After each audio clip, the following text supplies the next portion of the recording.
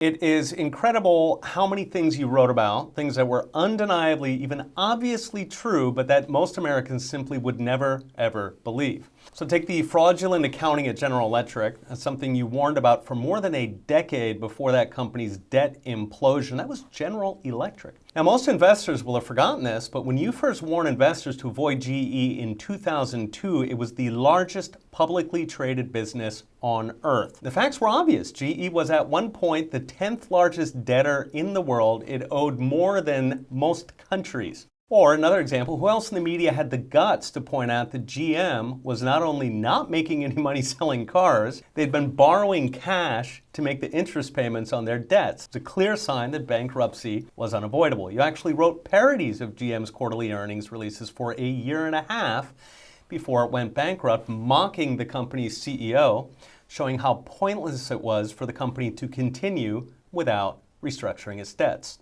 Most recently, you've been warning for 2 years that Boeing's leadership was inept. Now everybody knows, but as you rightly pointed out, these are the exact same crooked managers who used to run GE. That's just hard to believe, but it's exactly what happened. Yeah, well, you predicted what no one else could even believe, that Boeing's planes were no longer safe to fly. And my favorite, as an Austrian economist like yourself, in 2010 you explained that not only was peak oil a complete lie, that within the decade, America would be the largest oil producer in the world. That was unbelievable at that time. Yeah, and now, of course, it's true. And now when you look back on it, everybody goes, well, yeah, fracking, of course. That was what had to happen.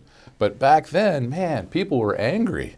I even had one oil analyst bet me a whole bunch of money that, oil would never trade below $40 again. And, obviously he lost.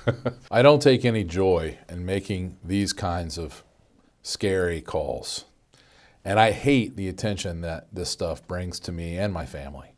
But I feel I have a moral obligation to warn people. I mean, if you knew what I knew, I think you would warn everybody too. I have to tell people about what my research uncovers so that they can take the necessary steps to protect their loved ones and their money. And unfortunately, I understand that most people will not pay attention. No matter what I say, no matter what proof I show them, they just won't take any action.